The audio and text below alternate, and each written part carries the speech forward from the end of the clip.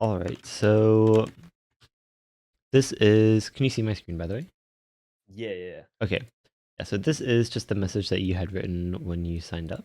Is there anything else that you wanted to bring up? Or I guess, like, is there anything in particular that you wanted to focus on? I think the question should be it because I feel like everything else I can just improve on by like all the mechanical aspects I should be able to improve just by playing more Right, or like just focusing on that skill set, I guess. so yeah, I guess let's just get started. So I suspect you have some questions prepared.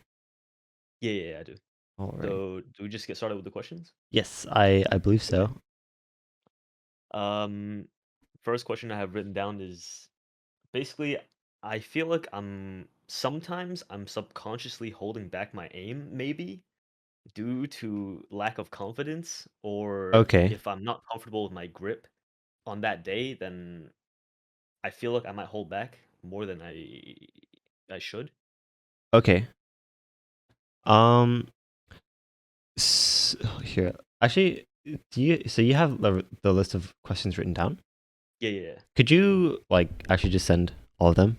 Because that way, Okay, yeah, I might sure. be able to like touch on multiple at once, or like see how they might be Oh connected. yeah, that's a good idea because some of them tie into each other as well, I think. Okay.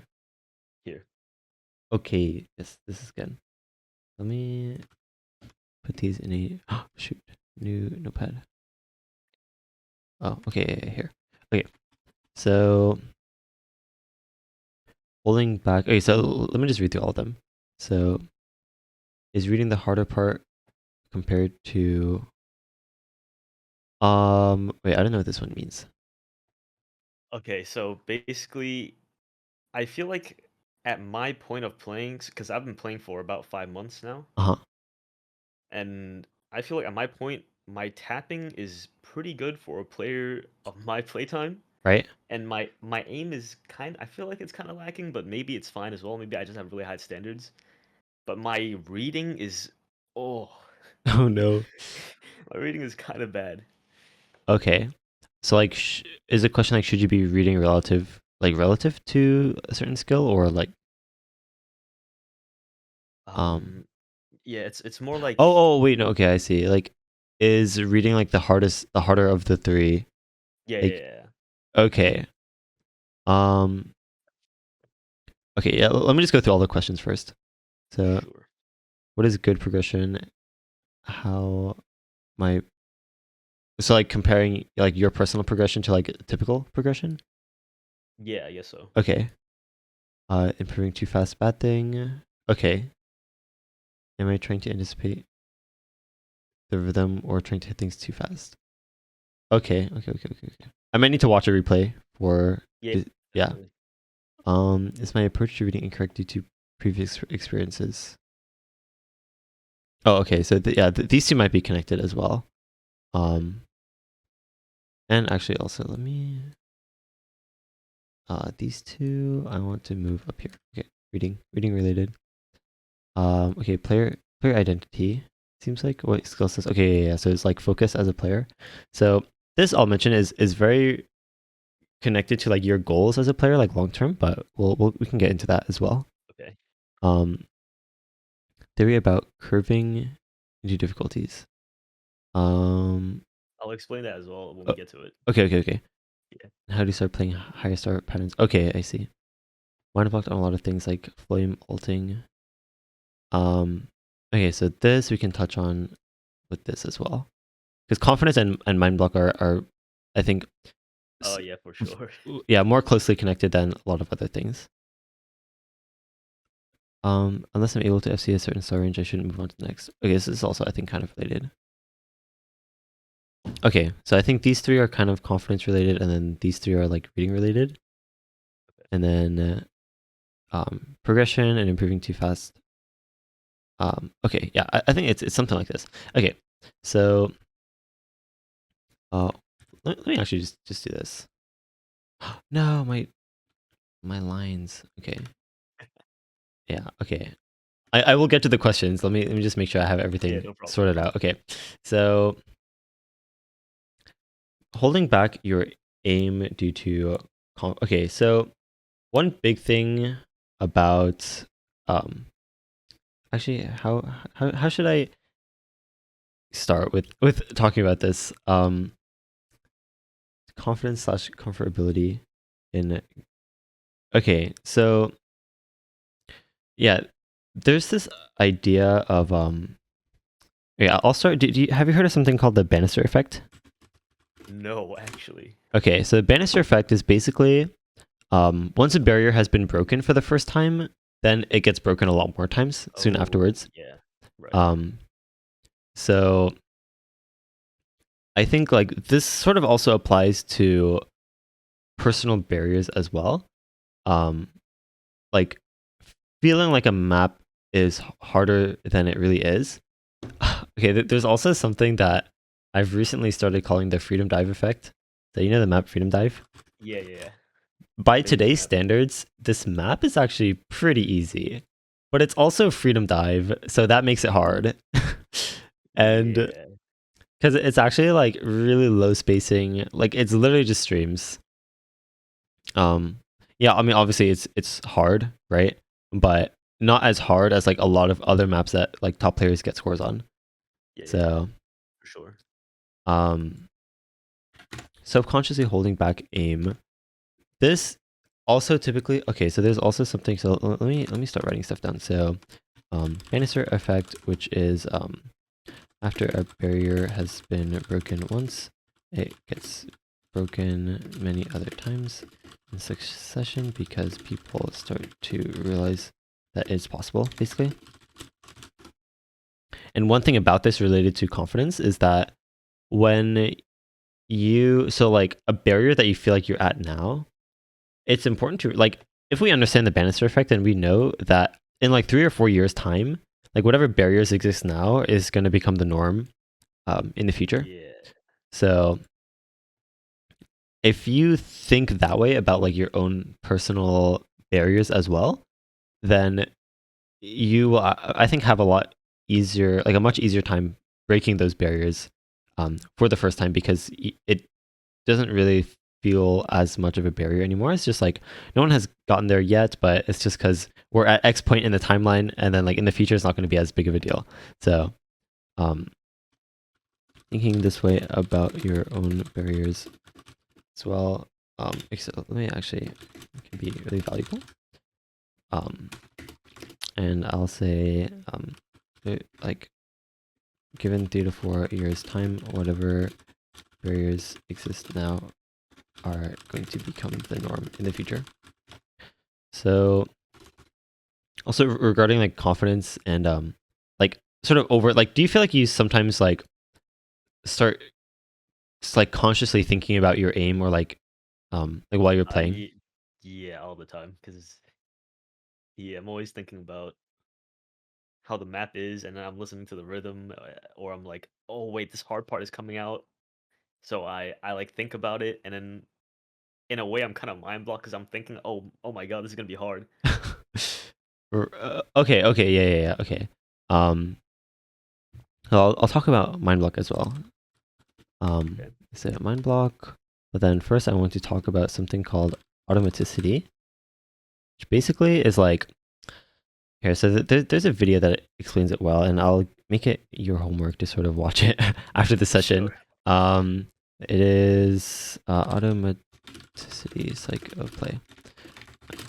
But basically, like if you're good enough to do something unconsciously, then like if you try thinking about that process consciously, then it's actually gonna mess you up. Yeah, I've noticed as well. So it's the same with like playing piano and like things like that. And this video goes into it pretty well, so I suggest watching this. But Uh, I have something that I kind of want to add on to this point, yeah. where right now I'm thinking that wow, I'm pretty good at like fast maps or speed, or like quote unquote speed, but I feel like I'm not actually specifically good at it. I just don't think when I'm playing faster maps because I don't have the time to think. Oh, So okay.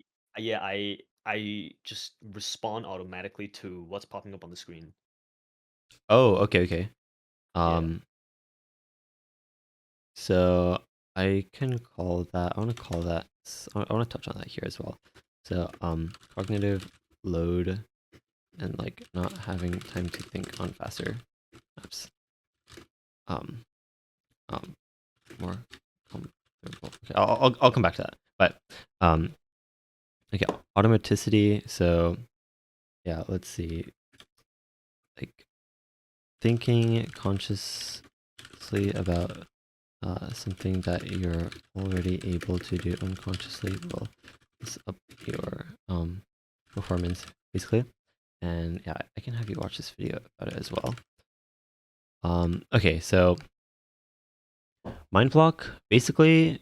So let's talk about like what mind block is. Like at its core, mind block is you start playing from memory rather than like what you're seeing, right? So you start playing from memory and stop focusing on the actual pattern that's in front of you. So typically this is fine. Like your brain likes, making things easier for itself. Like if it already knows the pattern, then there's no point in reading it again and again. So typically that's fine, but the issue arises when you like remember a pattern incorrectly. And also when your memory of the pattern interrupts this idea of automaticity. Because like your memory of the pattern, okay, so your memory of the pattern doesn't only involve your like how the pattern goes, but it also involves how you expect to do on that pattern. Like let's say you're mind blocked on a certain type of pattern, then whenever you're playing a map and that pattern is about to come up, one, like how the pattern is, like what the pattern is going to be that's about to come up, but you're also like, I know what pattern's coming up and I know that I suck at it and I can't play it and I'm just gonna miss on it and like I shouldn't even try, right? Right. Obviously you are trying your best, but it's sort of like your brain kind of locks out of like doing your typical like like how you would typically play normal patterns that you're not mind blocked on. So your memory of the pattern involves the pattern itself as well as your expectation for how you'll perform on it. So yeah, with that, confidence is really, really related to preventing and fixing mind block, I feel like. Because if you I don't know, hopefully that kind of makes sense, right? Like if you are like second guessing yourself on a pattern, then that will, I think, more easily lead to you like thinking so consciously, or like being like, okay, I can't trust myself to just play this pattern because I know I'm just gonna mess it up, so I have to like think really hard about it. So yeah, this often leads to not trusting yourself to play the pattern, and then you try to play it more consciously, and then this is with automaticity, and then you mess up the pattern anyway. But then another issue with mind block is that so you stop focusing on the pattern, so then when you mess up, you don't even realize what you did wrong because you're not focused anymore. So like the real crux of mind block is that you can't even tell what you did wrong because you're not focused anymore, because you're trying to just play from memory. So with that in mind, like watching your own replay is like one of the best things you can do. Okay.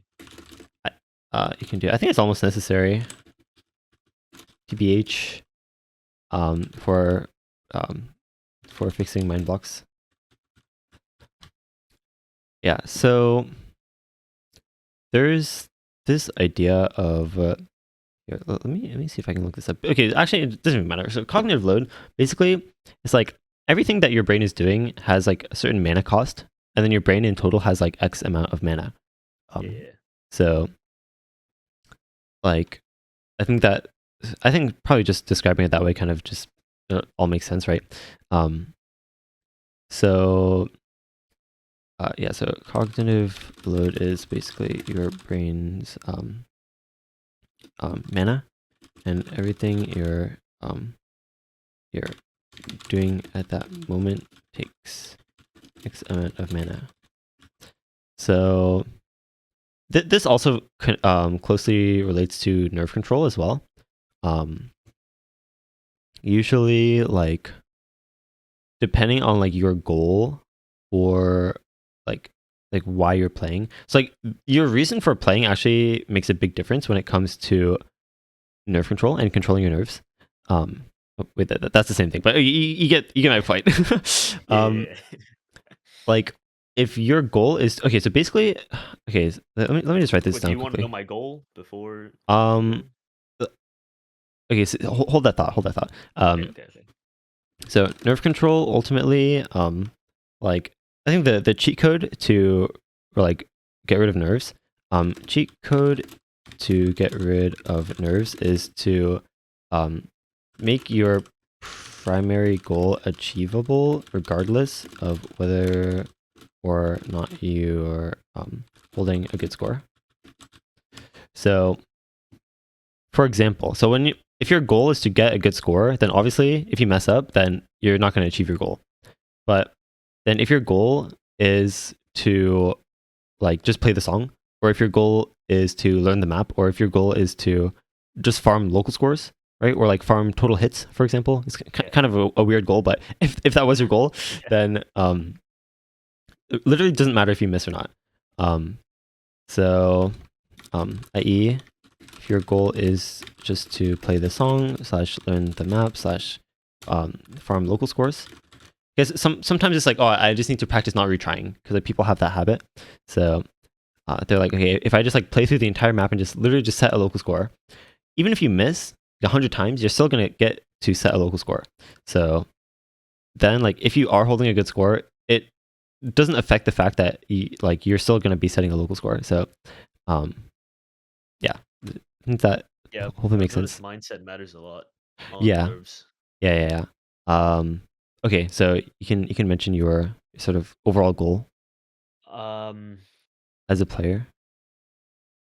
I guess my overall goal would be to just play any banger song I want. That's basically Okay. it, I think. But at the same time, I want to get good at the game because you have to be good to play some of these songs. Yeah. That's true. Like, I've been playing 4-star, 5-star maps for like at least 2 months, 2, 3, maybe I think 2, 3 months now. Uh And they're so boring, man. huh. Like I was Yeah. I was playing some 6-star maps and they're really fun, but I can't play them, so I just keep Yeah. dying. That's fair. Do you plan on playing in tournaments at all, or are you just focused on like? I I thought about it, but I'll have to get good enough to that point Okay, because I'm still a competitive player. right. Um, so that actually I'll touch on like down here. So let me just note that down a little. So um, if your goal, okay, well, basically, I don't even know if I need to write this down, but like, if your goal is to like only be able to play a certain type of map, then like you're not gonna need to like worry about any other like types of maps, right? But the reason I ask why you want, like, if you want to get into tournaments is because like if you just want to be able to play whatever banger song you want, then let's say for example that like you don't care about reading hidden, like being able to read hidden, Oh, then like you're not going to need to, like, if you don't care about tournaments, then you don't need to worry about getting better at hidden. But yeah. yeah. I do want to learn mods, but that's where I think that's why I think reading is one of my worst parts because I can't read hidden for some reason. Oh, okay. um yeah, so okay, Like, we can touch yeah. on that as well. um so hidden reading / diversifying mod abilities. I'll touch on that later, right? um Actually, that might be better up here. Well, okay. Anyway, I don't think it matters. Um. Okay. So, oh shoot, what did I just do? Okay. um. So, holding back aim due to confidence or comfort. So, do you feel like your pen like slips a lot and stuff? Or Uh, this is well, yes and no, I okay, guess. Because I used to not have grip tape, and it slipped a lot. But then I put on grip tape, and I've been messing with my grip a little bit, like the past month or two, and it slips way less now. okay, And that's it good. only slips when I grip it wrong. Oh, So, okay. but some days I just wake up and play, and the pen feels like shit in my hands. You know, it Yeah. just does not feel good, and I can't play. So is that so? Are you basically asking like on those sorts of days, like how do you get past that and like still play well? Um, well, another thing is I have really like big, skinny hands, and Okay, sometimes the pen just does not feel good. Like sometimes, like the pen is pretty. It's a hard piece of plastic basically. right. So when you're skinny and it's like, it's kind of like pressing against your bones sometimes, like or like especially when I've been playing for like a longer session. Oh, that's true.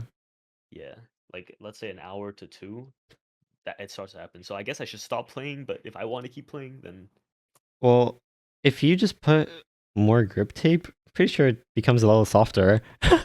So you right. could try doing that, just I like don't I infinite don't grip want to make tape. the pen too thick too. So yeah. Oh, could I mean I don't know. There's a lot of things people do to like mod their like peripherals and make it more Oh comfortable yeah. for them. So um yeah, I can note that down a little bit. So um see, so like grip comfort, I would say like there are lots of modifications you can make to your peripherals to make them more comfortable. Um, comfortable. So I know I don't really need to say this, but I'm gonna say it anyway that like don't be afraid to Yeah. experiment with changing stuff. Like worst case scenario, like it doesn't help you, and then you learn from that, and then you change it back to whatever you did before. Yeah, I Um, just I just stuck a piece of paper on my tablet today. oh, let's go. Do you drag? Yeah, I drag. Okay. Actually, how big is your area? Oh, it's really small. Oh, okay. It's really hold on, I'll take a screenshot. Okay. It's really small. And I've had to change my tablet position recently because I keep like my tablet cover gets like scratched up and then it doesn't feel as good, so I switch it. Oh, is that why you put paper? Yeah, basically. Okay. And I feel like it'll increase drag, increase friction. Yeah, yeah, yeah. So Um, so, um, area, let's see, area notes. So playstyle notes. So tablet, wait, let me see. Uh, tablet drag, and then you have 57.3 millimeters. I'll just put both numbers, 41.06 millimeters. So one thing I might say is that like, so I assume you mostly move like your fingers, right, to aim. yes, sometimes my wrist as well if it's horizontal, but Okay, yeah, because one thing is that like when you have a smaller area, usually you have to grip harder as well. But yeah, then when you have a bigger area, you can be like more relaxed. But then like you're moving your whole arm around. yeah, I don't want to do that. So What'd you say? I don't want to move my whole arm. Okay, It's yeah. crazy. Um, and I mean also like just holding your pen higher sometimes can like let you be a little more relaxed and like so like move around more freely. Um, or also like holding your pen lower will give you more stability even on like a really small area. So like I don't know Right. how low you hold your pen, Uh, but basically in the middle. I mean, I have a hand cam if you want me to oh show okay, you. yeah, yeah, yeah, sure. Yeah. Let's see. Wait. I started off gripping the pen how I used to write, but that was not work because I had I had like really small area. Well, I don't think it was as small as this, but yeah. Okay, let me So see. I kind of just hold it in the middle here. I used to hold it lower around here, but I Uh-huh. recently switched it to hold here. Okay. And I kind of it's more like this, I guess. Use Oh, I my see. pivot point, like you say. Oh, yes, the pivot point. Yeah, Let's go.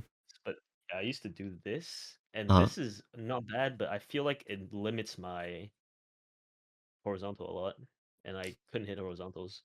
And I switched to this, and it's kind of way better because it Oh, I feels see. looser. Right. Yeah, yeah, yeah. As long as you can be looser and still control, I think that's what's important, right? Right. Yep. Um, yeah. Okay, let me share my screen again. Okay. So, um, yeah, I think keep experimenting.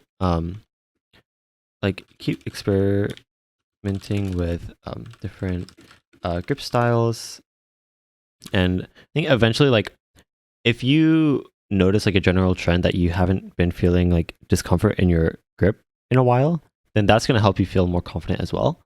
And then like Right. you'll start thinking about it consciously like less and less, and then like eventually you'll just forget about it. So Okay. but it takes a while.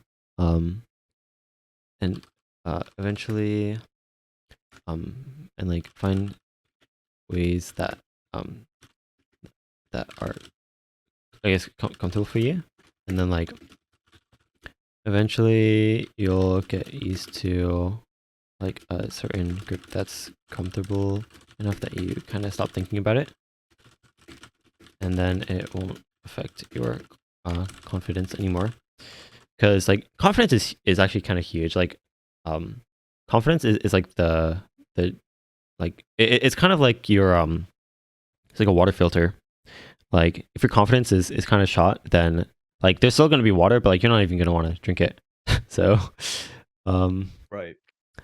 yeah, but like pretty much everything goes through your confidence filter to like um like you might still be able to um like let's say you just need to like rinse off some, like I don't know, it's like some stain or something. Like you can still use dirty water for that, right? But Yeah. um yeah, I think you kind of get the idea. Yeah. I've So played other games competitively before, and yeah, confidence is big. okay, yeah. Wait, let's see. So are you possibly mind blocked on a lot of things like flame alting? Mind goes to single tap mode when you see follow points. Okay, this is interesting. I'm not sure if it's when I see follow points. I just Okay, think it is. So okay, yeah, we might have to talk about that as well. okay. So flowing alting as in like if it's like super spaced like alt, but then there's like follow points.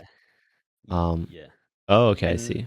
the thing is, I single tap. Well, I've been working on alting, so I've been able to alt more things now. But even with flow aim, I can't like I'm like stuck. It's like stuck in my mind. I just single tap it, and I can single tap it most of the time. So I just single tap it. But I feel like it's better if I alt, especially for way higher BPM. Oh yeah. I would say like it, so which finger do you single tap with? Index. Okay, So, so how comfortable are you with like starting patterns with your middle?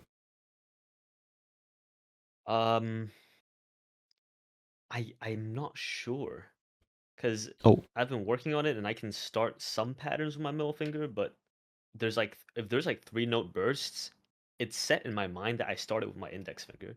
So that's kind of bad. oh, I see. Yeah, that really screws me up as well. Like when you're alting especially. Yeah, yeah. Right. So alting is basically just a combination of like single tapping with both fingers. Like if you're like automatic muscle memory, like when you see a triple, for example, is like you started with your index, Yeah.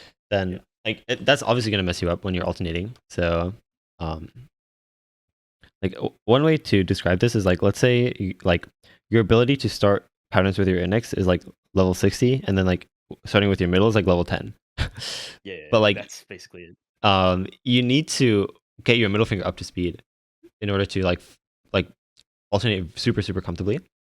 So you could practice, like you could get your middle finger higher level by like have you played Pokemon before? Yeah. Okay, yeah, so you know what switch training is? Wait, what training? Switch training? No. Like you just caught a new Pokemon, but it's like way under level. So like you put it at the start of your party, but then like you switch it out the first turn. Oh, I've Um never done that. oh really? Well, Yeah, I just put it in my party because the whole party gains XP anyways. I guess in like older games that wasn't the case. So like Oh, yeah, yeah. um because like the experience gets split like evenly between everyone who was like in the fight. So like basically like when you're alternating, your middle finger is going to gain like it's going to level up like half as fast as if you like single tap everything with your middle finger, basically. Right. So like let's say your ability to start patterns with index finger is like level 60, and then starting with middle is like level 10. Like your goal should be to get both of them to the same level if you want to be able to like single tap or to alternate comfortably.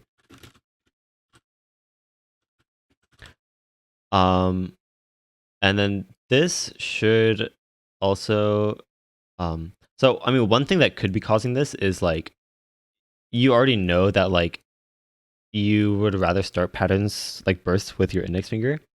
So like like as a precaution, like in case there is a burst that comes up, you're like, okay, let me just start everything with my index so that I don't get thrown off if I end up being on my middle finger when a burst comes up. Yeah. That's possible, but regardless, I think like for stuff like this, like if you level up your middle finger starting basically, then that shouldn't be too much of a problem. Like, you'll probably have much higher confidence with alternating as well. So like bringing your middle finger level up to speed will help a lot with alternating confidence. This should, I mean, this is like the best thing I can think of for this sort of idea in this question. Okay. So, yeah, do you have any questions so far, by the way? Like, I guess everything? No, you've been explaining them pretty well. Oh, okay. Right, sounds good. All right, let's go. So, under the assumption that unless I'm able to FC a certain star range, I should move on to the next. So this is okay. So there's something called the wait. So how did you word this? Okay, yeah. So there's something called the 80-20 rule. Is this something you've heard of? Oh, Pareto so. principle. Wait, is this I right? haven't heard of that term, but the 80-20 rule maybe. No, not Pareto principle. No, oh, right. Oh, okay. Well, this is basically it. But basically, like as you keep practicing something, like you sort of get diminishing returns. Okay, so another way to word this is like 80% of the skill that you gain like when learning a new skill comes from like 20% of the effort. Oh. So like how do I word this? Like the can I like draw this in smoke or something? Okay. Yeah, sure. Yeah, Just let pull me up paint.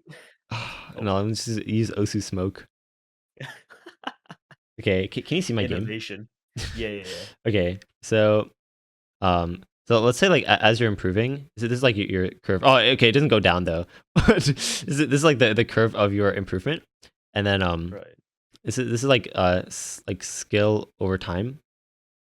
So then like only after a little bit of time, like you've already gained like a lot of the skill. There's still more to go. Like you're not going to be like until you reach like this point, you're not going to be FCing everything like in one try. Right. Right? But you've already gained most of the skill that you'll get in like just a little bit of time. Like you double the amount of time, and like you only improve this much. So Yeah. does that kind of make sense? Yeah, so I should be pushing on to the next star rating, getting better, and then coming back. Yeah. Let's see. The biggest thing about this is it's basically just the idea of like diminishing returns, where yeah, this okay, this graph kind of explains it as well. So like as you keep like spending time on something, like you're not getting as much value out of it as you did before. So yeah, I don't know how familiar you are with like this sort of idea of Yeah. okay, yeah. Heard of So that from other games as well. so there's stuff called like 80-20 rule, or like 80% of your improvement will come from the first 20% of like time you spend towards mastery. Cause like the amount of time to go from like 80% skill to 100% skill is gonna take like, I guess, what, like 4 times longer, like 5 times longer. So, Right. and then it's also just like diminishing returns. It's kind of the same thing. So, like ultimately,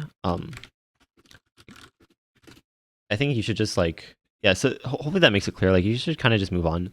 Um, like once you feel relatively comfortable on a certain difficulty, you should just move on to something else. Or I guess to harder stuff. And in order to define like what exactly like harder stuff is, there's something called comprehensible input. Comprehensible input. Is this something you've heard of?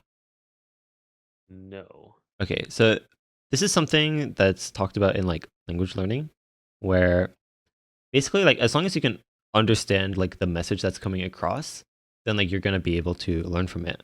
Like let's say you're Okay. learning like a new language, and then there's a picture of a cat, and then like the audio says a word that you don't know, but you know what a cat is. So Yeah. you can interpret like the input, like you can comprehend what's happening, which is why it's called comprehensible input. So like I basically see. like Yeah. if you can understand like what's happening in front of you, then you're gonna be able to learn from that. But like, let's say like you really want to learn Japanese, so you're just like, okay, I'm just gonna watch a bunch of anime like without any subtitles, and it's like try to absorb all the Japanese. But then like if you're not understanding anything that's happening around you, like you're never gonna learn like what people are actually saying. So like that's not That's actually comprehensible. exactly what I was thinking about Oh when you really? pulled this up. Yeah, because I've noticed I've picked up like a little bit of Japanese just from watching anime sometimes. But I think the thing is that like you pick up the Japanese by like hearing it and then seeing the subtitles at the bottom. Yeah, yeah, yeah. It has to be the Yeah, subtitles. yeah, yeah. It's like without the subtitles, you have no idea what's happening, and Exactly. that's basically like if you're like a brand new player and you try to play Freedom Dive, you're like, I saw Cookie Z score, I saw Frankie, I saw Frankie's hidden hard arc score. I want to be just like them, so I'm just gonna play this map hidden hard arc until I IFC it, and one day LSS. But like, if you can't even get like 1% on this map, then Yeah, that's not how like, it works. yeah, that's not That's really how it not how it works. works. So, oh shoot, someone just turned my fan on. What? Oh, wait, hold on. Let me like hold on. Oh god. Ah. Okay. Yeah. Okay. Does that make sense there? Yeah, yeah, yeah. Hopefully. Okay. Um. Yeah. And let me just also write down comprehensible input. And this idea, basically, the reason I bring this up is to just understand like how hard is too hard to play. Um. So Right. like you should still be able to follow along with maps. Um. Like in order to like use them for improvement, be able to use them to improve. So yeah, and usually like in OSU terms, the cutoff for this is usually like 75%. Um, and I think there's a video in the 75% AC oh or yeah, I can combo? see, yeah, I can see. Okay, okay. Um, so yeah, there was a video that I linked in the I don't know if you got around to watching all the videos there, but there's a Oh yeah, video. yeah. I watch most of your videos. Oh, okay. Thank you. Yeah, Oh yeah. my goodness. Big um, fan. so yeah, there's one called like What to Play, and basically talks about this. I think the ideal range of like for pushing skill cap is just stuff that you can get B ranks on. Um, yeah, I'll just write that down as well. Try to find maps that you can get B ranks on consistently, and then challenge yourself to get A ranks on them. So this is for skill cap pushing. Um, Right. but yeah, okay. I think probably okay. Let's What if explore the rest of the questions. wait, Wait, hold up. What if I'm playing a map and I'm playing it pretty well and then I just die on something? die like Like I actually just die. Like Like you fail the map? Yeah, fail the map, I guess. Yeah, the game's over. Oh, I mean, there's a lot of things that could cause that, like as in like your brain kind of just like blinks, kind of. No. Like, I guess, like I was playing a map today, and then it was a 6-star map, and I was like, wow, I'm playing this pretty well, surprisingly, Uh huh. because it was I think there was a lot of streams in the map, Okay.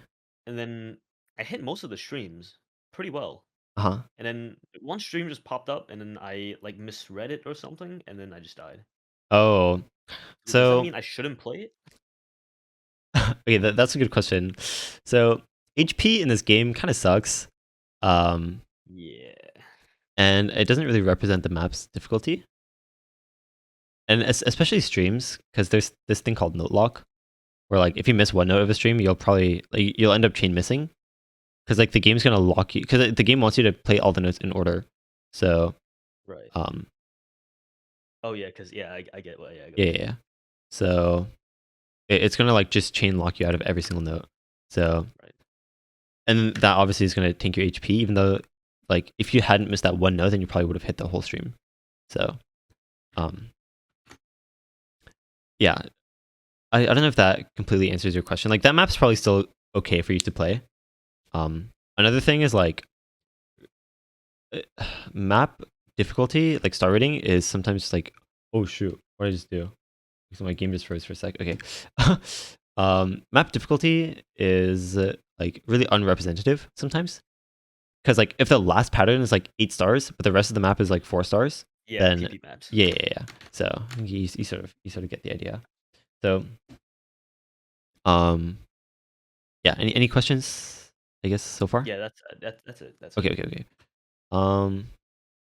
Okay. So this question, I'm still not exactly sure what you mean. Like if your aim and tapping are like really comfortable for you, but then reading is like not super comfortable for you, then obviously it's harder for you.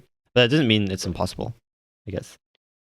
But I guess the right question is, how do I get it back up to speed? It's like the thing you said with the left and right finger. You have Oh, to right. get it back to level 60. Right. Um, so I think the fundamental basis of reading is what's called chunking. Is that something you're familiar with? Ooh. I'm pretty sure Fancy Lad said it last time. I Oh, think he really? said it last time. Yeah, he said Um, something about chunking. so chunking is the best way I can describe it is let's say you have like 17 apples on a table and you're trying to count all of them. So you could count them all like one by one, which that's probably fine, but you might like, I don't know, it might take a while and you might like lose track of all the ones that you're counting. But I guess a more efficient way to do it, which is called chunking, is like you, or at least that's what we call it in the Osu world. But you basically like group off like a section of like 5 apples, and you like split it Yeah. off in your head, and then there's another group of 5, and another group of 5, and then there's like 2 left over. It's like okay, 5 plus 5 plus 5 plus 2, 17. So that method of counting. So there's 2 things about that. So one is it will help you digest, because like 17 is actually kind of really awkward number to count, but 5 is a really simple number to count. Yep. So if you like split it off like that, it makes it a lot easier to digest like super complicated, like what's in front of you. And another thing is that it is usually also faster. Like if you get really good at spotting like chunks of 5 when you're trying to count like big numbers of stuff, then you can probably count it faster than someone who just does it individually, like each apple at a time. So Oh, um, in that sense, so it helps with low AR because that's like all about note density and stuff. And it right. also helps with high AR because usually like if you get comfortable at it, then like not only are you processing the pattern faster, but you're breaking it down into like simpler stuff that's easier for you to digest. So usually it helps you read things faster and then also more comfortably. So yes, this idea of chunking. So chunking so chunking is basically the fundamental basis of reading that helps with both low and high AR. And I'll say, i.e., counting 17 apples either one at a time or as 5 plus 5 plus 5 plus 2. And like it helps process more complex like patterns more easily. I guess that wording is not very good, but you get the idea. Yeah, And yeah, like helps read, helps process patterns more quickly as well. Um, as well, yeah. Okay. Kind of scuffed wording, but I think you sort of get the idea. This is like low yeah. I AR. get that. Yeah, low AR, and then shoot, and high AR.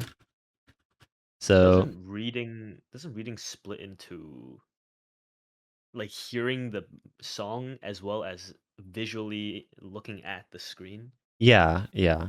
So there's a lot to reading.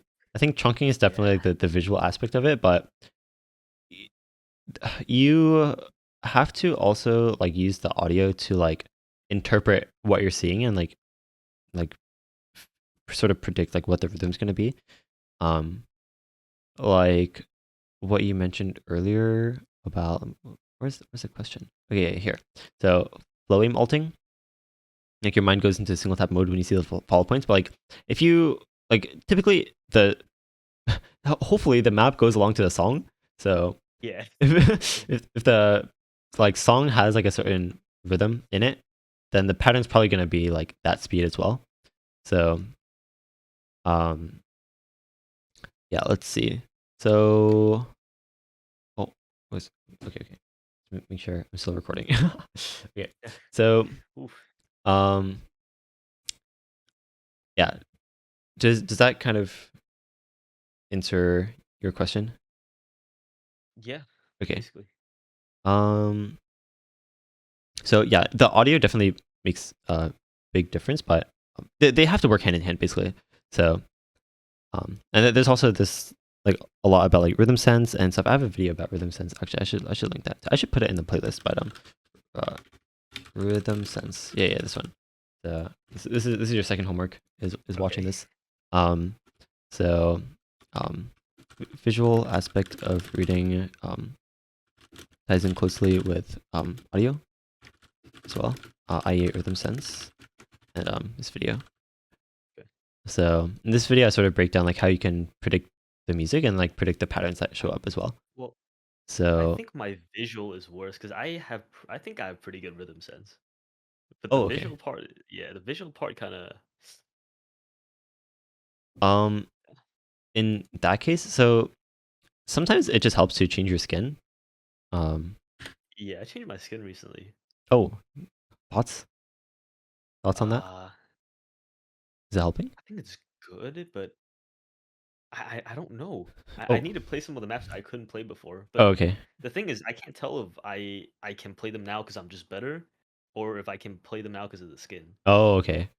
Yeah. Um, in those situations, usually I just tell myself like it really doesn't matter. I feel like there was one time I was trying to figure out if I should change my cursor from like red to green, Yeah, and yeah. then I was like, I can't tell if I'm playing better or not. So then I was like, you know what?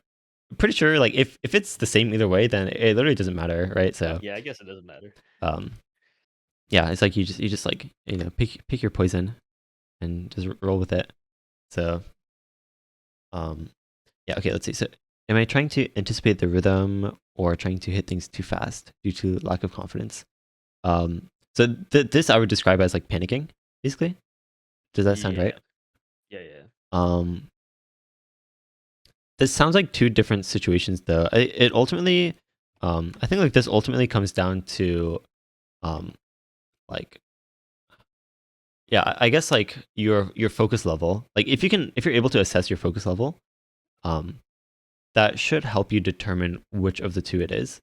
Like if you feel your brain kind of like sort of check out or like your brain kind of like lost focus and you kind of like had no idea what was happening in a certain pattern, then that's probably a result of like panicking or like you got too nervous or something like that. Um, Whereas if you felt like you were like really focused and you knew what you were doing and you were trying to anticipate the rhythm and it just led to like over, like playing too quickly or something, or like skipping past a note or something, then that's probably just the first option. I'm not sure if that's entirely your question though. Is it? Um, well, there's different situations to it. One is I was playing a map. There's a map I was playing a while ago, and I know the part gets hard because I know the rhythm. And if the rhythm sounds hard, then you kind of know the jumps are going to be harder. True. And and it's not like I can't hit the part. Like it's not like I'm mechanically unable to hit the part. It's just that when I hear the part coming in my mind, I'm thinking, "Oh my god, this is going to be hard." So I try to hit it faster to make sure I hit the notes to combo because Oh, I do try to go for FCs right, sometimes. right, right. And I either miss or I get a lot of 100s, and that's not good for your act. So, Right. Oh, okay. or the other situation is I miss a lot. Well, not a lot. I guess I miss because I skip over. Yeah, I do skip over notes because I'm like, oh, I need to get to this next note faster because if I don't, I'm gonna miss because I'm not that confident in my aim. Oh, Let's say, okay. and then, yeah, So you're trying to like give yourself more time to hit the note, because basically. okay. Um, wait, that's something I've noticed too. So I remember I was watching someone's like I guess like they were playing a stream map, and like they always under aim on streams. Like they were like asking for help with the flow aim, and they always under aim streams. But then like we would like watch their replay together, and they're like, yeah, this next stream coming up, I'm always mind blocked on it. I always fail on it, and then only the streams that they're mind blocked on, they actually over aim instead, instead of under aiming. So basically, my point with that is that like usually if you're not confident in something, you'll end up like rushing the pattern as a result, and then like you end up like completely failing it. And that's definitely due to confidence. So Okay. um I think if you're trying to anticipate the rhythm so that you have more time to play the next pattern, then that's also confidence, right? Because if you are confident enough to like hit the note in the like correct amount of time, then you wouldn't need to, try to anticipate the rhythm and go faster Yeah, than yeah. the song. So um yeah. Let's see. I think the situation described here is definitely confidence based. Like if you like if you were more confident in your ability to play the map, then you wouldn't need to like um try playing ahead slash rushing in order to give your order to give yourself more time to play the map. Um, does that kind of? I'm not sure if there's like a like something else I'm supposed to say about this question, or if that kind of answers it. Yeah, I think that answers it. That's Okay, about right. yeah. Yeah. Okay, I might come back to this, but Okay. let's see. So is my approach to reading? Yeah, add more spaces. Okay. Incorrect due to previous experiences. Oh yeah, can you talk about this? Yeah. Basically, every time when you play FPS games, you don't see like 10 things on your screen or like more than five. You Right. know, you don't see more than five usually, and if you do, you're probably dead. Right. Yeah, like usually you see one thing at a time. So I'm more used to one thing at a time, and then or the max is like two or three. But also is like there's 10 circles popping up on your screen at once. There's sliders, stacked notes, Right. like a bunch of stuff. Like I think I'm reading the maps incorrectly. Maybe like the way I approached reading the game is not how do you read a map? I guess.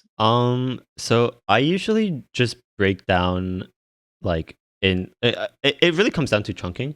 I think it's, when people talk about like reading, like the reading ability in a general sense, usually they're talking about chunking, even if they don't use that term. I think that term's actually not super popular, but it is the same idea. Like a lot of people talk about like, oh, if you want to get better at reading, then you should just use easy mod. Um, because it'll you'll get better at reading, right? And I think the reason is because easy mod, it's like it cuts the AR in half, so it forces you to like chunking is more necessary in order to read Yeah, these yeah. maps. So you can just look at Freedom Dive for example. Um, actually, yeah. So the new combos. So I'll just talk about this a little bit. Like new comboing, basically like in your head. So like if I click on a circle in the editor and I press Q, then that'll change the new combo. Um, So like I know you can't hear it, but like this 6, 7, 8, you sort of like group it as one thing, and then you sort of like um process, like try not to see it as like 3 individual steps, right? Yeah. It's just like one triangle that you sort of play as one step. Um, but then like I think the most important thing with chunking is like for each individual chunk, you want to put extra attention to hitting the first note of it and then also hitting the last note of the chunk. Um, and then usually like everything else in the chunk, like in the middle, is will kind of flow. But if you like split patterns in that way and like focus really hard on it, then like there's some streams here that have like, okay, so like this pattern for example, it's actually pretty fast, like triples. Yeah.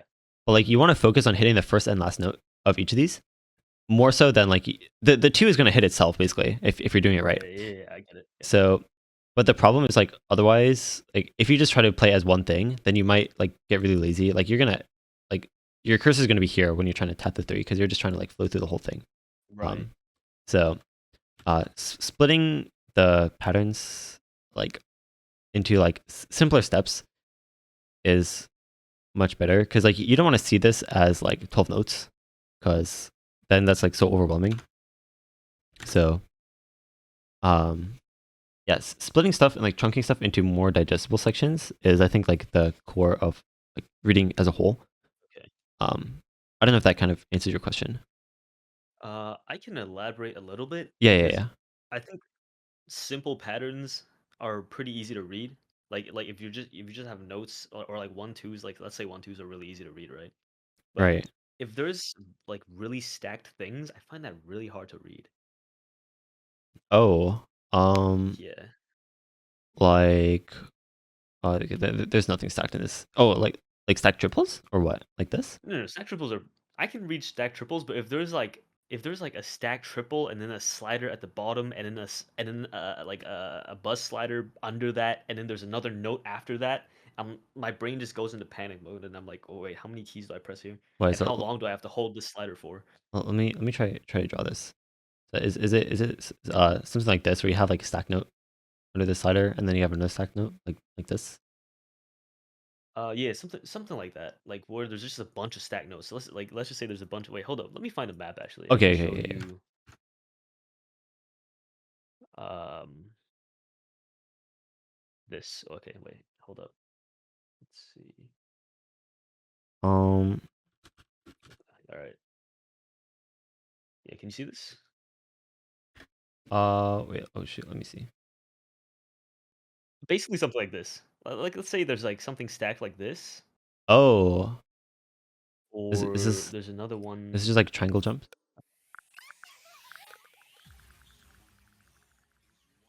This one where the beginning is really this. I can't read this. Oh, Like it hit because it's just 1 2 1 2 1 2 1 2, but I right. mess up. I cannot hit this. Oh, I see. So, like this, I Uh, cannot hit. wait, let me find that pattern. Find this is Nino's. Yeah, For yeah, sure. Nina's. I'm pretty sure. Okay. Yeah. Alright. Oh, okay, I see. Um, oh, so like stuff that's like really symmetrical and like repeats on top of itself. Stuff like that, and even stuff that's just really stacked. Like if there's bus sliders, notes, sliders, all that stuff, like all bunched together in one, I just can't read it. So I think the principles of mind block actually apply here because like I think what's probably happening is like because it's repeating so much, like your brain's like, okay, yeah, it's just the same thing over and over again. It's like I get the idea, and your brain like stops paying attention. So like the problem with that obviously is like um you're gonna end up like it's like tripping over your own foot kind of. Is that kind of how it feels? Right. Um I guess so. Yeah. Like I just can't hit it. right. So I think well, let me think.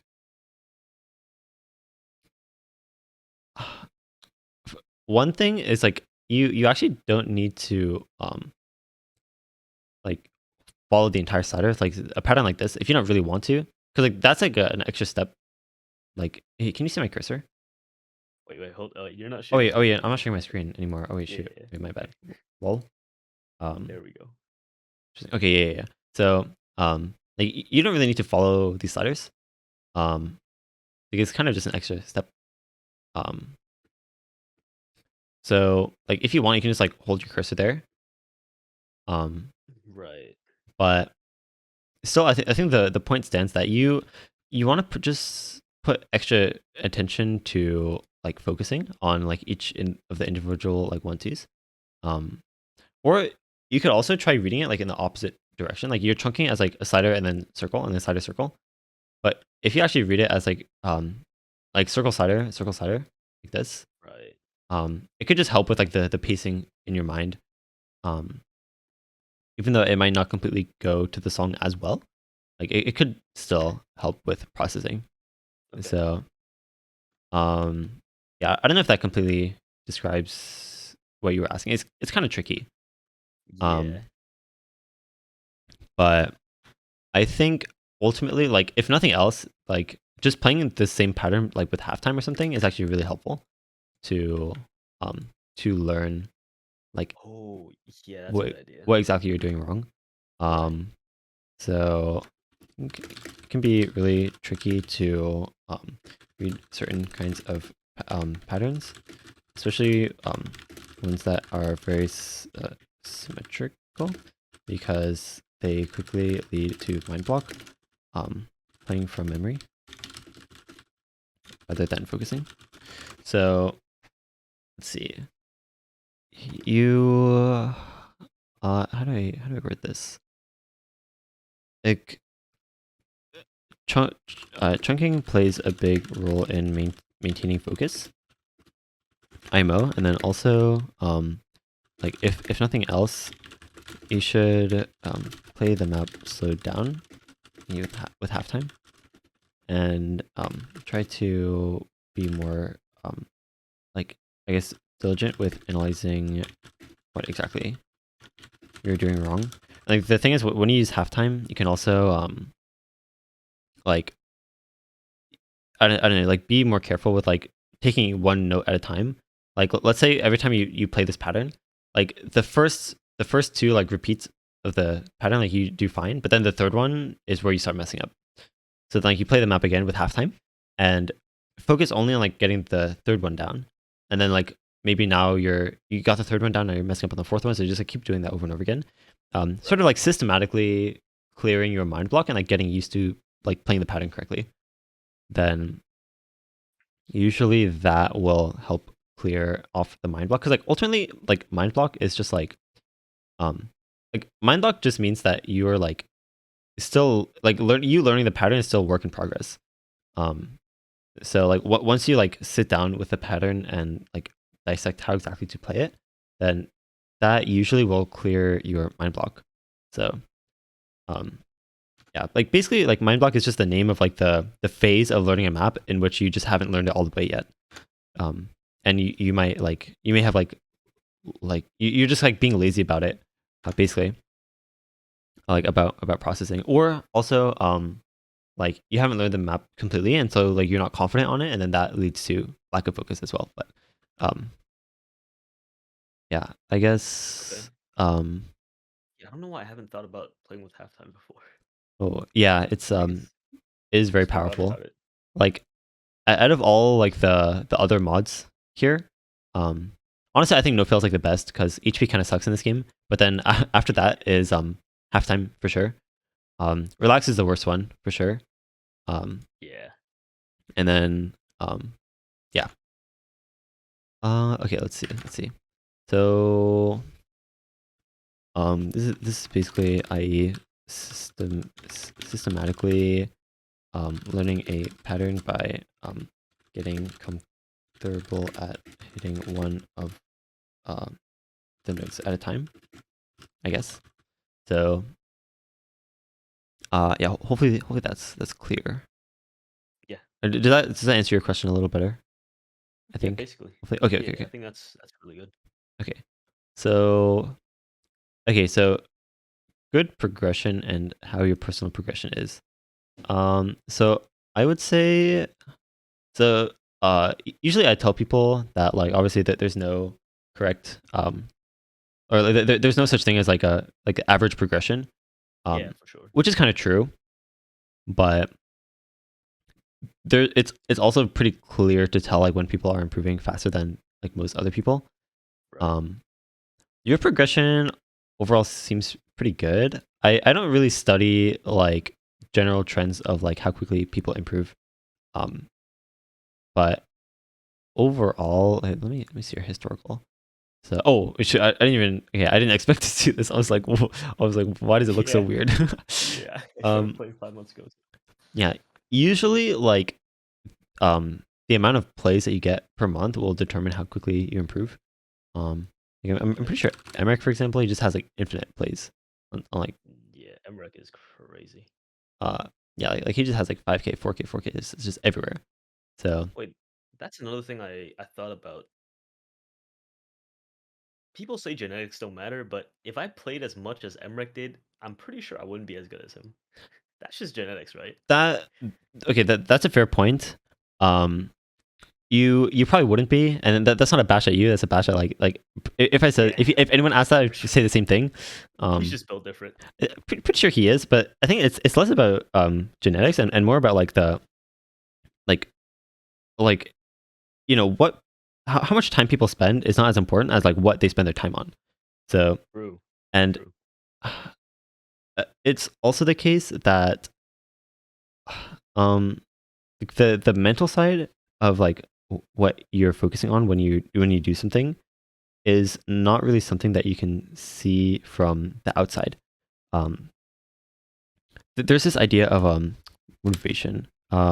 Motivation, healthy gamer, GG. Okay, what people don't get about motivation. Okay, I'm pretty sure it's this Very video. exciting. So, yeah, homework number 3 is watch this video, I guess. Go. But basically, he just talks about like when people are motivated and what is it like when people seem motivated from the outside, it's not actually like they don't feel motivated. They like if you ask a motivated person like if they feel motivated like over a long period of time, then it's usually just like I don't know. It's just what they do, you know. You know what I mean? I don't know. Yeah, I think you just watch a video. He explains it pretty well, but okay. yeah. But my point with bringing that up is not necessarily about motivation. It's about like the mental process behind what you do is more important than like just the act of what you're doing. Okay. Because you can like play let's say you're trying to get better at like streaming, for example, and you play long stream practice. And you just like play long stream practice for like 10 times a day, every single day.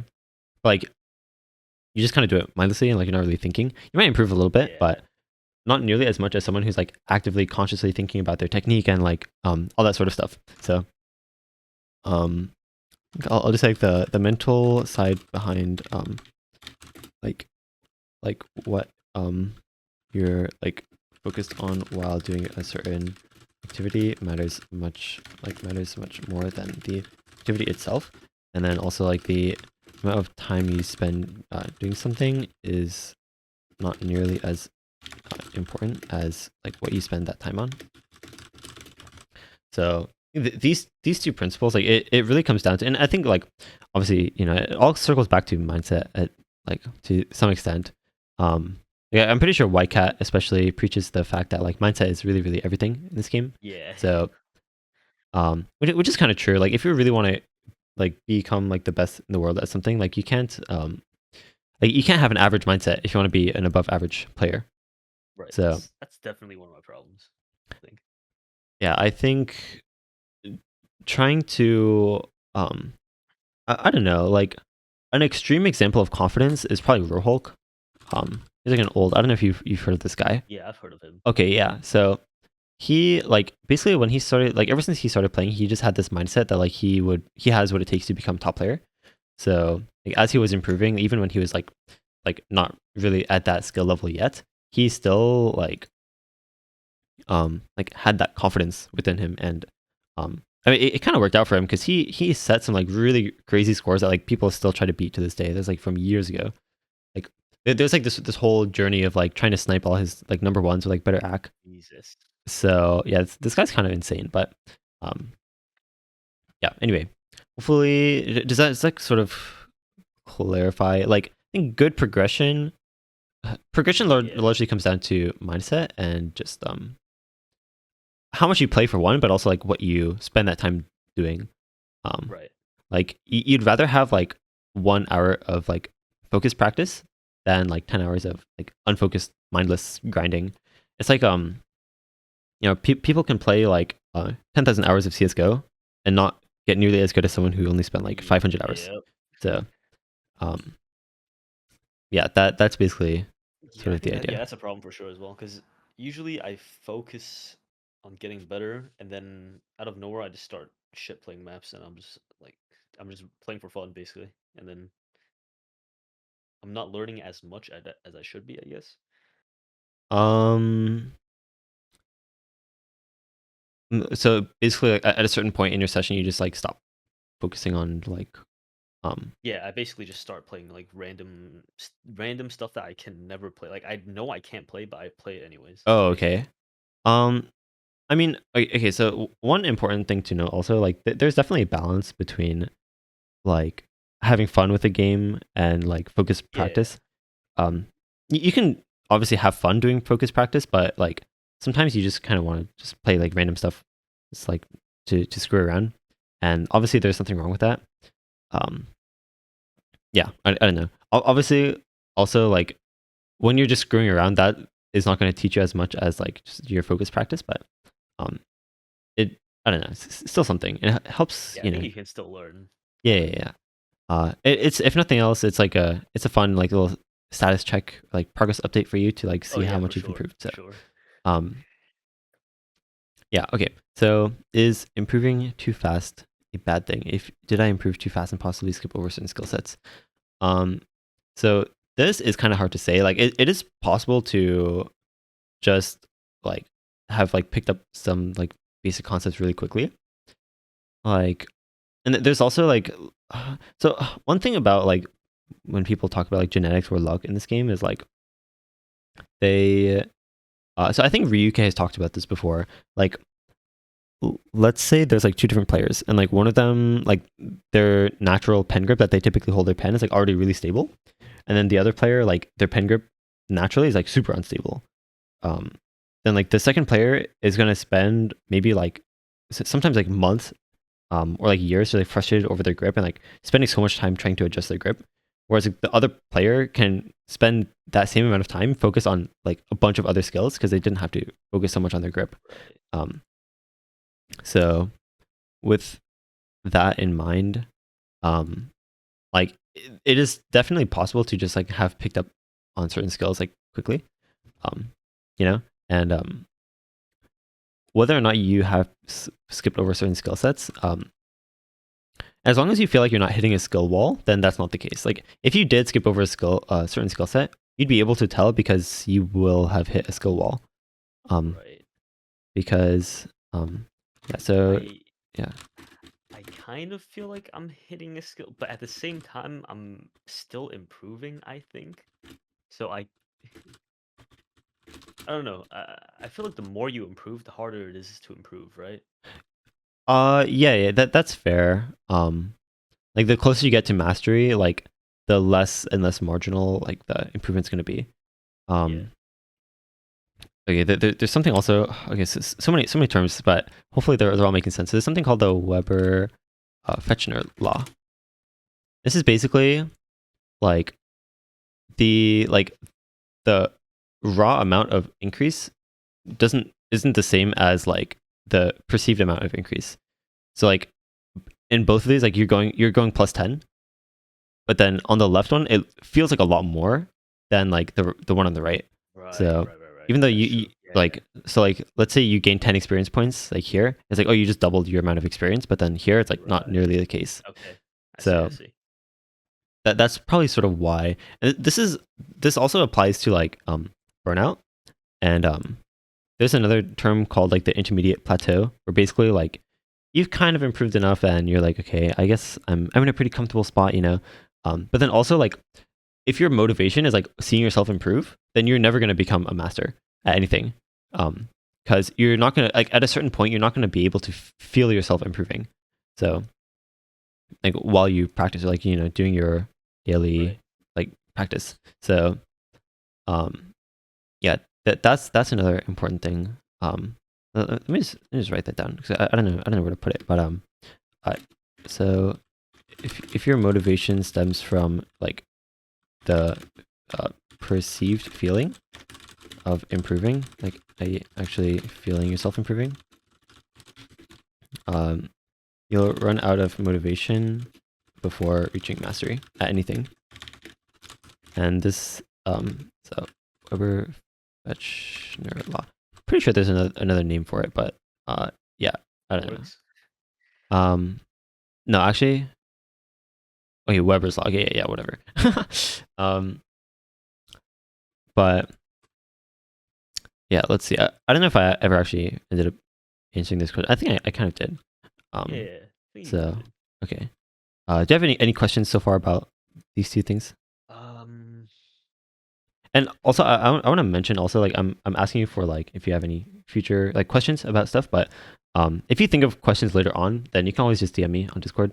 Not really a big deal. So Oh, okay. Yeah, yeah. that's So sweet. Thanks. no pressure to feel like you have to think of all your questions right now.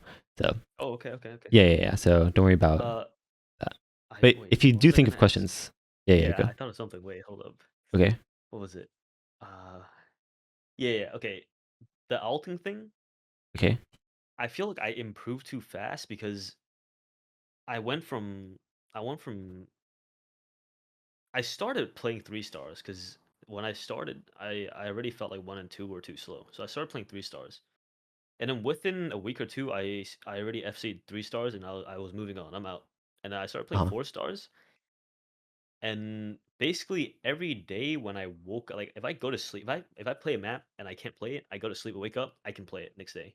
Oh, I okay. I I might not be able to FC it, but I can play it, Right. and throughout this whole thing, I was single tapping because I can single tap up to 270.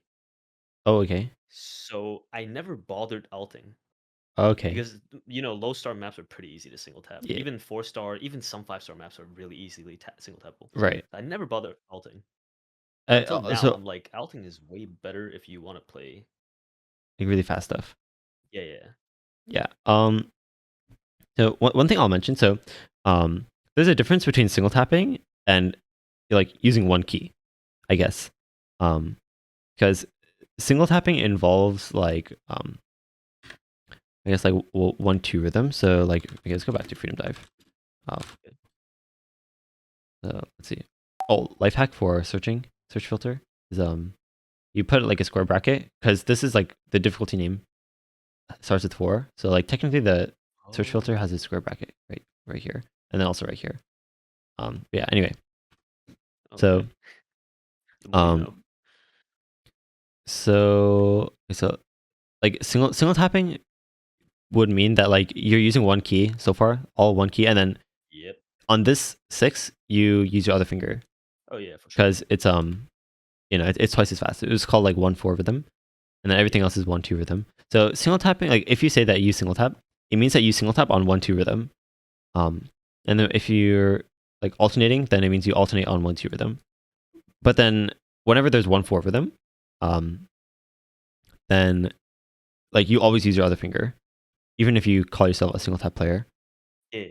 Of Um, course. yeah, I don't okay. think it, I don't think anyone can single tap that fast. I mean, they probably can, but not consistently. Yeah. Maybe. Well, okay. Just wanted to clarify because you were saying that Yeah. like yeah. Okay, I don't know. I don't know. Maybe I misunderstood, but I still wanted to clarify that. Um. Okay, so I think. Okay, can you like re-clarify like what exactly you're asking Wait, with which one? about like single tapping everything and like not alting on like lower star stuff? Oh yeah. Like, I feel like my finger control is bad now because I'm just single. Like I've been single tapping for really long, for basically the entirety of my play. Yeah, I think that like if you're worried about that, okay, I guess that's fair. Because if you just work on like starting patterns with your other finger, then that is gonna help a lot. Right. Yeah, I would say like if there's anything that I would like advise you to like practice specifically to improve is probably starting patterns with your other finger, because that's like a fundamental thing that will probably lead to like some roadblocks for like starting patterns, like alternating and things like that. So, yeah. So let me write that down. In your case, I would suggest practicing starting patterns with your other finger, middle finger. Right. So, yeah, good. Any other questions? Did I answer that? I Yeah, I guess. think that's Okay. it. That's Okay. good. Okay. That's Good. good. Thank you. All right. So, what kind of player am I slash should I be? Is tackling skill sets independently better than working on them all at once? What skill set should I be working on as a new player? Okay, so as a new player, so you want to like gradually work yourself up in like complexity of the stuff that you're Right. practicing. So obviously as a new player, then like fundamentals and basics come first. Like if you're trying to speak a language, you shouldn't worry about like deep like hidden layers of irony before you Yeah, learn yeah, like like basic sentences. So yeah, yeah. let's Sure. see. So yeah, so this I sort of asked about earlier. So um so like ultimately it depends on your goals with the game. So if your goal is to become well-rounded, um slash be able to play everything, slash play in tournaments, these are all basically the same thing. Um then definitely okay, so personally I would suggest like if you want to keep your skill set balanced, then like at the start of each session do some fundamental practice for whichever fundamental skill you think is like your lowest level basically, and Okay. then afterwards you do like skill cap training on whatever feels like it's the lowest level for you. Like you will obviously bottlenecked by your worst skill, so yeah, what I would suggest to maintain well-roundedness is like at start at the start of each, well, let me see if I can scroll down. At the start of each session, warm up with some fundamental skill training, whatever is your lowest level, or I guess whichever. And just like a couple of them are like auto method, which helps with aim and reading, and then something like flamingo method, which is tapping, long stream practice for like tapping technique training, which obviously is also tapping. It's like easy mod slash low AR slash chunking practice, which obviously is reading as well. There's just a lot of different stuff out there, but then after fundamentals warm up, then just practice whichever skill cap mechanic is your lowest level. And this I guess so in order to figure out which skill is your worst, so like in order to self-diagnose your skill set, like playing through a tournament map pool Oh. is probably the best way to do that. Because tournament map pools have like, let me see if I can pull this up. So there's this like matchmaking website that honestly deserves more love because it's actually really good. But they have like a Mappool database of like just a bunch of tournament map pools. So like you can just like they're roughly sorted by difficulty, and you just like click on one of them, and you can just play through all of them. But basically like so tournaments try to challenge a little bit of everything. So you'll find like a lot of really niche skill sets here, but like they still got to be high quality maps. So it's like high quality, but also niche skill sets. So Right. let's see. So Usu matchmaking database. So there's 3 Mappool databases that I think like if you have them, then you'll never run out of Mappools. So this one is like badged 5-digit 20s from 2019, and then this is all badged 2020. You got badged. So these last 2 sheets, they pretty much look the same, but it's just like this is literally like infinite pools. Like there's 17,000 rows on this sheet. And this is only tournaments from 2020. So like there's been like so many more also. And this is so badged basically means that like the prize for winning was like profile badge. Yeah. So yeah, let's see. That and then also like so OCPHD was designed to give like a better understanding of all the skills so that you can figure out your weakness and train them. So refer to OCPHD chart to like see like what skills, like what underlying skills could be preventing you from getting better at something. Like so like a like streaming inability could be caused by tapping, stamina, or flow aim, or I don't remember what the third one was, etc. There's one more that I don't remember what it was, but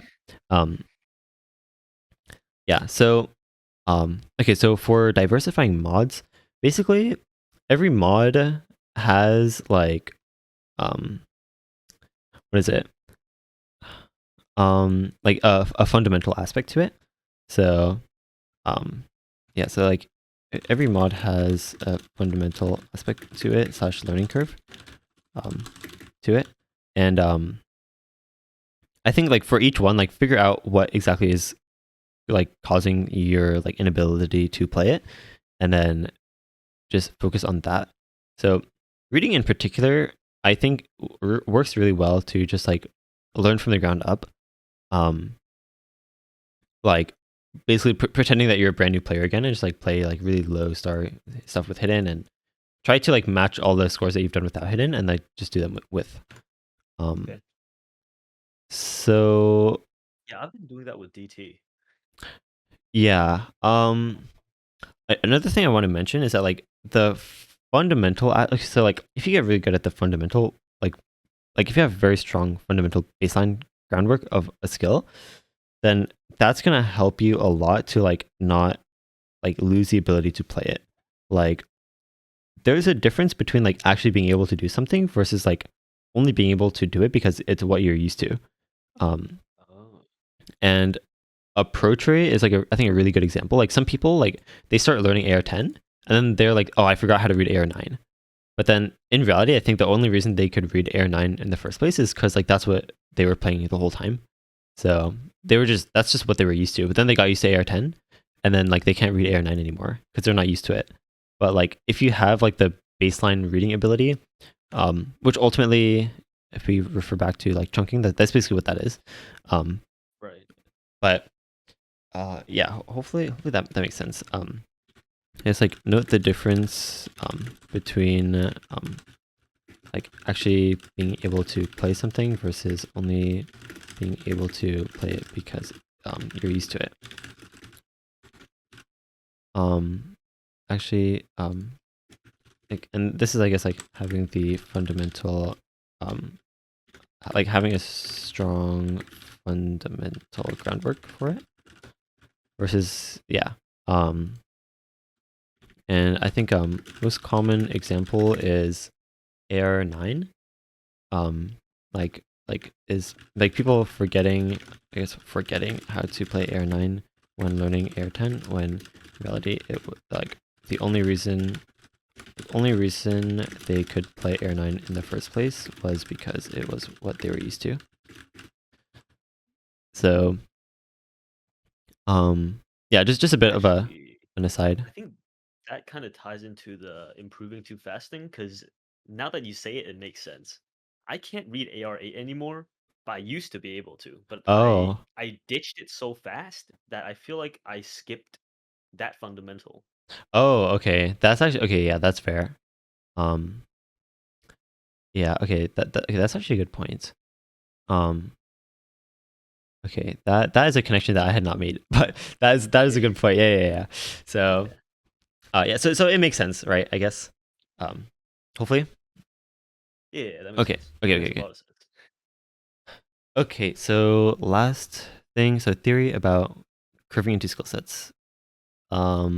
Or is curving into difficulty. So, okay, what does curving mean? Kind of like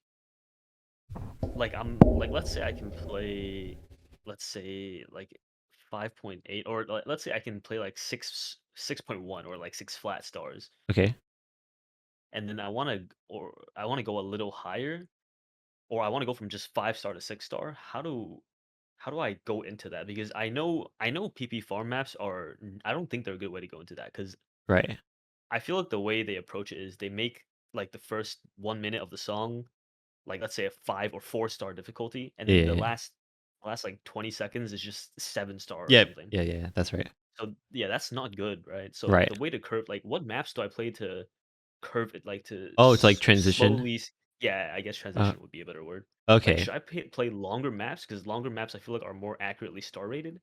That's true. I think like gradually. Okay, so one way to word like star rating, and especially like to help understand why it's like underrepresentative, like even not considering like farm maps, but like I think like the amount of different types of maps in this game is like as diverse as like the amount of types of music.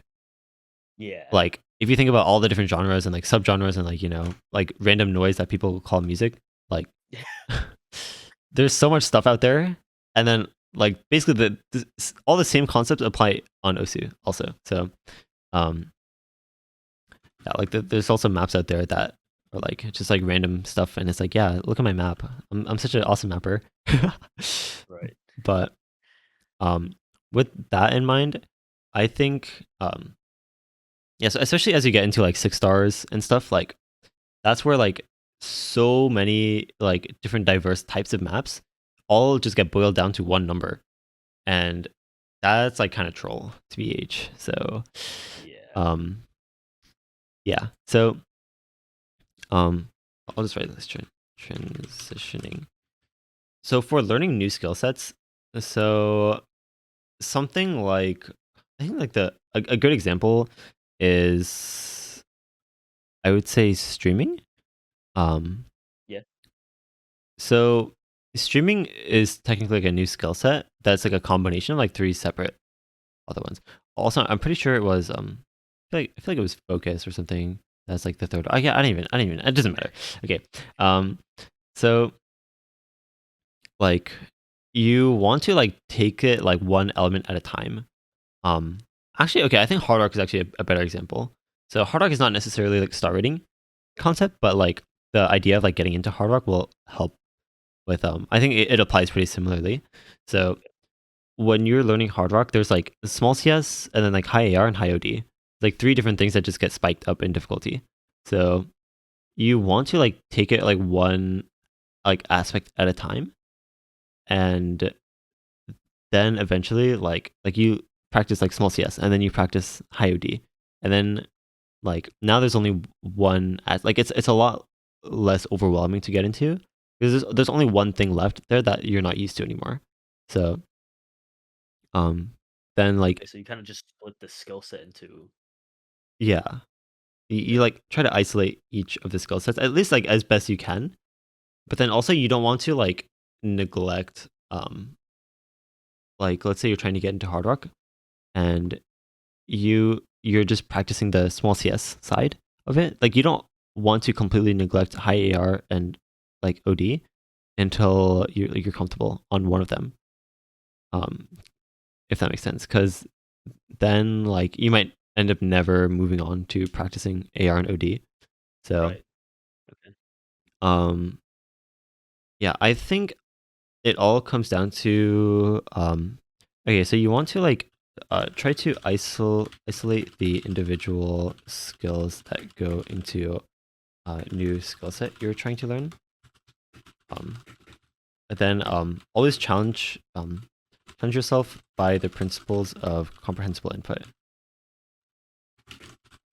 So um, comprehensible input and uh, diminishing returns. So if you understand these two, so diminishing returns defines like the difficulty that's like you're not learning anything from anymore. Yeah, yeah. And then comprehensible input defines the difficulty that's like it's too hard for you to learn anything from. So there's like a sweet spot where and that's usually on OSU is like maps that you get B ranks on. But Uh, you always want to challenge yourself by those principles. Um, if you still do feel like you're like feeling challenged and like um, I don't know, you're like metaphorically like racking your head over like trying to get better at a certain skill. Um, like slight discomfort is how we improve. Because basically like okay, so when you're uncomfortable doing something, then your brain's like okay, your brain doesn't like being uncomfortable. Um, which obviously is why we sort of avoid challenge naturally and things like that. But if you throw yourself into an uncomfortable situation, then your brain's like, okay, whatever this guy's doing is making him uncomfortable. So we got to figure out how to do this so it doesn't make us uncomfortable anymore. So like let's say you're playing a stream map for the first time and like it's like really okay, actually no. So you're like trying to get better at reading. So you're playing easy mod for the first time and it is like racking your head and like you're like oh really boy. uncomfortable reading it. Then your brain's like, "Oh, gotta get better at this because this is really uncomfortable and I don't want to be uncomfortable anymore." So only then do you like really like does your brain like actually want to put in like the improvement. Yeah. If that makes sense. So um yeah, ultimately like if you really want to improve then you have to challenge yourself a lot. um like as long as you're like in a situation of discomfort but not in a situation of like um complete inability, and that's like sort of this idea of comprehensible input. um so um yeah, so let me just say like you always want to be a little uncomfortable. Yeah, uh, because that's your brain's cue that it needs to improve at what you're doing.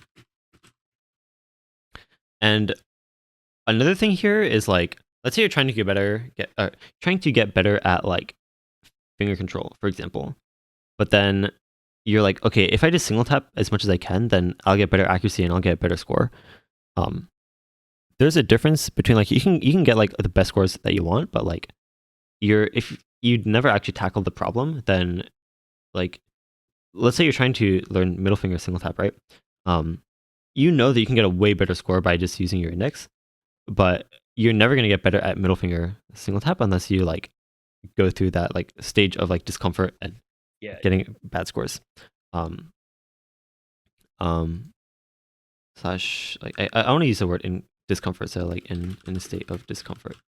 So um, yeah, hopefully does that sort of clarify? Like you want to take it gradually. Um, Yeah, yeah. yeah, so like try to take it Okay. gradually as much as possible. Um, but yeah, any remaining thoughts or questions you wanted Uh, to throw out there? I guess I have one last question, Okay. I think. What? How do you get really consistent? Is consistency built over time, or can I be consistent?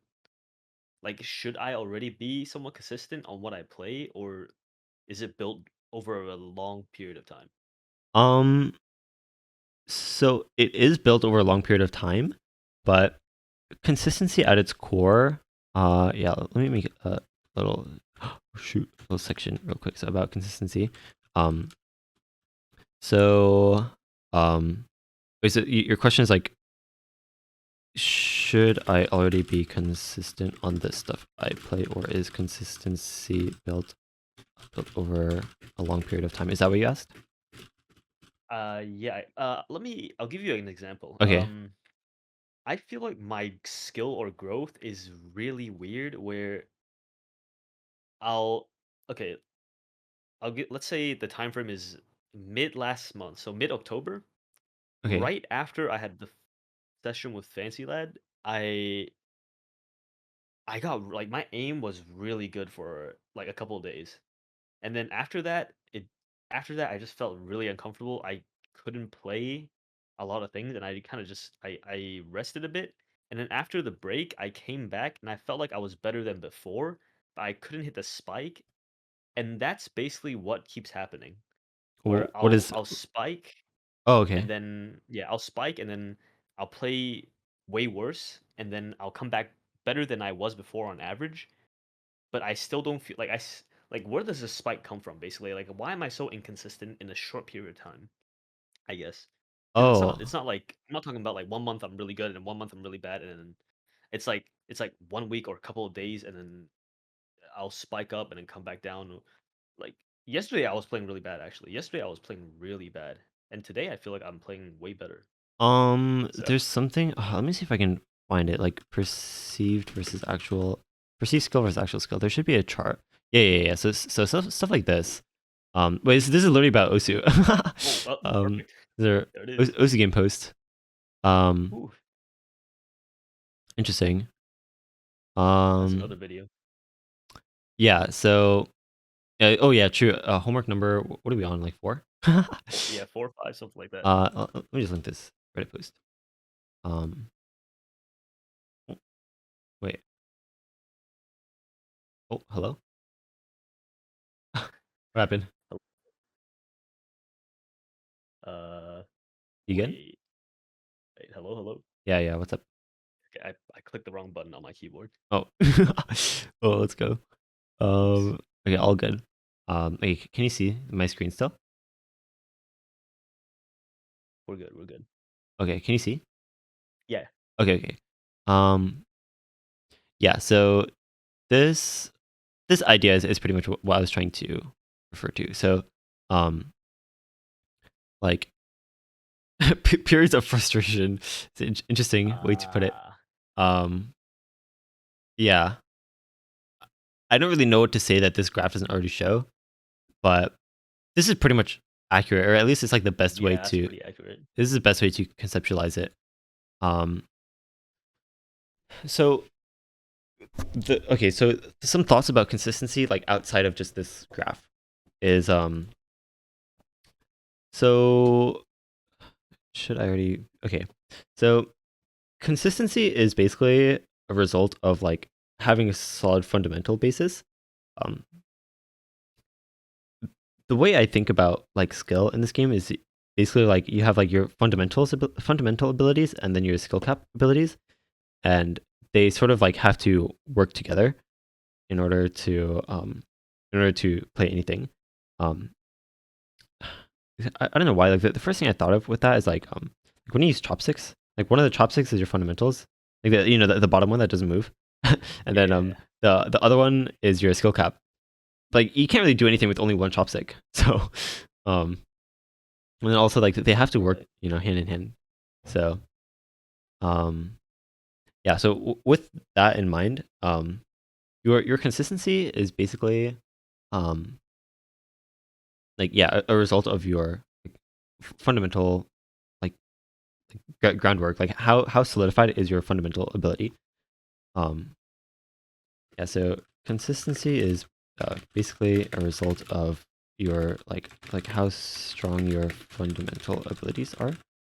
Um and then let me also throw up this Reddit post.